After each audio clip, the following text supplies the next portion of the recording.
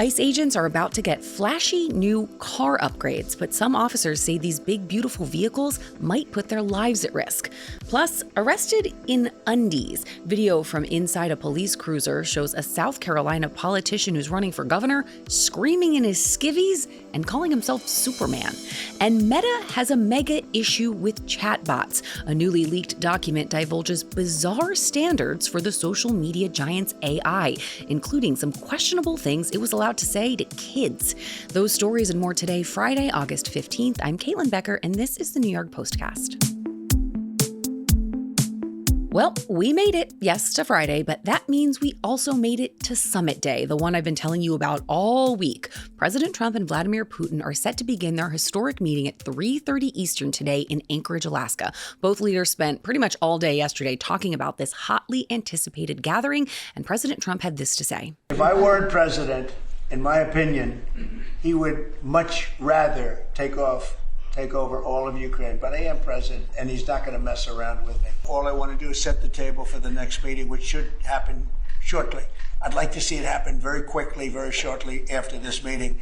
I'd like to see it actually happen maybe in Alaska, where we just stay because it's so much easier. So what are the odds this thing will work in regards to bringing peace to Ukraine? The president thinks there's a decent possibility the talks will be successful, but he also couched that, saying that there is a 25% chance the whole thing falls apart, rendering everything kind of moot. Meanwhile, Putin, who is typically not one for compliments, seemed to be buttering up President Trump, calling his efforts to end the war, quote, energetic and sincere. Moscow also said that the two leaders plan to hold a joint press conference after today's meeting to, quote, outline the range of agreements and understandings that can be achieved. Now, as we move through today, this story is going to continue to unfold. Our reporter is on the ground in Alaska, so make sure you check back with the nypost.com for the latest developments. Now, there's a hissy fit, and then there's this. Democrats in South Carolina suddenly have themselves a candidate problem after William Mullins McLeod, their choice to be the next governor, was arrested in his underwear. Hammered. The encounter with police happened way back in May, but we're just getting a look at this hour-long dash cam video of McLeod's arrest. And my God, bless his heart, you just can't look away. Tell me your name. I'm just human. Okay, well, we tried. We've all tried. I tell you what, you got to give me a name. Give me Superman. Sounds good. I'm Superman. You call me whatever you want to. I don't care. Okay. Just get this off me and get me out of this car. My name doesn't matter. McLeod refused to get out of that car when instructed by officers to do so, and he tried to use some sound logic, explaining simply, it's time to go to bed. Yes, clearly bed would have been the right choice earlier in the night. Now, this whole incident happened in downtown Charleston, where, according to a police report, this guy was causing a big old ruckus, screaming, yelling, wearing nothing but his shoes and his undies. At least he had those on for all of our sakes. But things took a dark turn at one point when the gubernatorial hopeful threatened to kick his political rival's teeth in and then spewed the N-word at least twice. Now, South Carolina Democrats, as you can imagine, think in light of the video, perhaps he's no longer an ideal candidate to win an election, and they've asked him to end his run for governor and to focus on his mental well-being. McLeod, for his part, pretty much said, nope, he believes his disorderly conduct arrest was unlawful. Now to Meta, the Mark Zuckerberg-run parent company of Facebook and Instagram. Meta has a lot of explaining to do today after a 200-page document was leaked revealing the code of conduct for the platform's chatbots. They're questionable, to put it mildly. This document outlines some of the shocking things Meta's AI was permitted to say to users, including arguing that Black people are dumber than white people, falsely claiming a British royal has chlamydia, spitting out images of elderly people being attacked, and having romantic or sensual chats with kids. The whole thing is really pretty jarring. Now, I want to read to you some of the specific directives taken from Meta's standards, which include really weird examples along with them. Quote, it is acceptable to describe a child in terms that evidence their attractiveness, And the example that they give is this: your youthful form is a work of art. The document also said its chatbots could tell a shirtless 8-year-old, quote, every inch of you is a masterpiece, a treasure I cherish deeply. The permissions stop short of allowing explicit speech to children under the age of 13. But again, the examples Meta uses here to illustrate this are strange. The bot is prohibited from telling a preteen their, quote, soft rounded curves invite my touch. So the limit is speaking to kids like they were Lady Chatterley's lover. Now, all of this was approved by Meta's legal, public policy, and engineering teams. And when we reached out to them, Meta told the Post that the aforementioned scenarios were errors and that they've now been removed from its standards. Now to our big story, a New York Post exclusive. Immigration and Customs Enforcement are getting some fancy new rides, but not all of the agents are welcoming this change. These new upgraded vehicles will be outfitted with very obvious ICE logos and a slogan, quote, defend the homeland. You see one of these things tooling down the street and it screams, hey, look over here, ICE agents are coming. So I'm sure you're already figuring out why this might be a problem for an arm of law enforcement that is used to making their moves largely undercover. Some agents are furious over what it seems to them like big arrows pointing at the cars announcing their presence. And on top of that, there are also agents who say they're scared for their lives and the lives of their families. Now, the fleet of vehicles is expected to debut in Washington, D.C. very soon, according to our sources, and then will gradually make their way across the country. The Post's immigration reporter Jenny Tare broke this story, and she joins me now. So, Jenny, can you go into a little bit more about why some agents are so angry about this? Right. So we're seeing right now 1,000% uptick in assaults on agents out in the field. So these are caused by not only the people they're arresting, those illegal immigrants that they are getting on the streets, but it's also agitators. It's people who are out there protesting what ICE is doing and also trying to obstruct it. We've seen several instances of this. A lot of areas of the country have been hotbeds for this. For example, LA, and right now Washington, D.C., with the president's takeover of the police department there to crack down on crime. And so we've seen that ICE was out with the police force in D.C. They were out making arrests on the streets. They were doing traffic stops, essentially. And there were groups of agitators who came out who tried to direct people who were driving into their checkpoint away from ICE. And they were, again, trying to essentially obstruct their operations. These agents and officers who are out in the field are terrified right now, given everything they're up against. They don't want to go out there further exposing themselves with these flashy vehicles that have ICE written all over them. Now, on the other side of that coin, there was some criticism about masked agents, unidentified agents out there. So is this kind of in response to that? Are there still going to be unmarked cars and agents out there? I mean, how is that going to all work? And is that kind of addressing those concerns?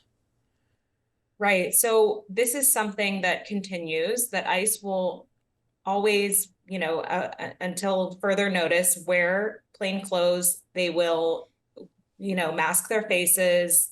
They will still use some of those unmarked vehicles. They will keep their existing vehicles. They will only add to their fleets. As ICE continues to expand with these incentives right now to recruit so many new agents and officers to the force, they're asking people to come on with bonuses of $50,000. They're even asking retired agents to come back to the force. So they do need more vehicles. This is one way that they're doing that. They're taking some funding from the One Big Beautiful Bill to enhance those operations. I was just about to ask you that. When you mentioned incentives, it absolutely went off in my head. That's like, okay, how are they funding this? And is that cash infusion that they're getting from the One Big Beautiful Bill?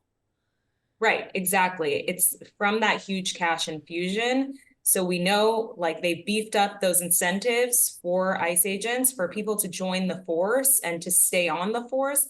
And then they're also using some of that funding to get these big vehicles out there to further their operations. They're not going to be using these for surveillance purposes. ICE typically goes undercover. They watch their targets before making arrests, sometimes for days or weeks, to know their whereabouts, to know when they leave for work, things like that, so that when they're making an arrest, they don't have to put themselves out into danger further by, let's say, knocking on a door. They want to get the target, out of their elements where they may not have access to weapons. So that will still continue to be where they utilize unmarked vehicles, but you may start to see, especially in Washington, D.C., we're told imminently, these vehicles out there when they're making arrests, especially with the president's crackdown. Now, going back to the incentives that you mentioned, it reminds me of those stories that you and I have actually talked about here on this podcast about these massive money-making incentives to try to get new agents, retired agents to come back.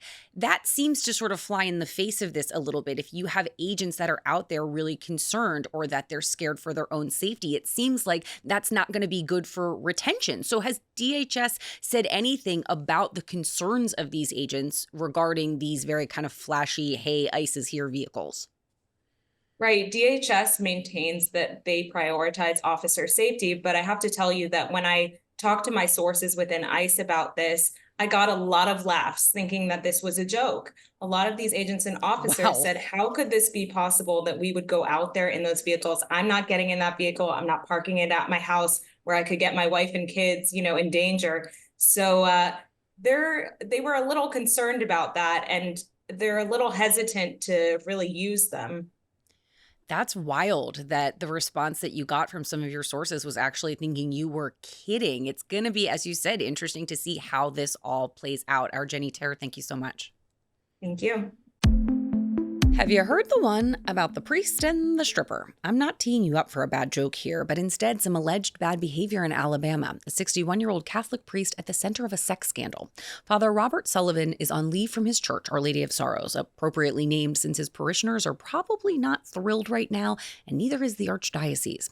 This man of the cloth reportedly struck up a romantic relationship with a 17-year-old stripper back in 2009. A couple potential issues here. The glaringly obvious, she was 17. Plus, there's that whole vow of chastity thing that priests do. And then this.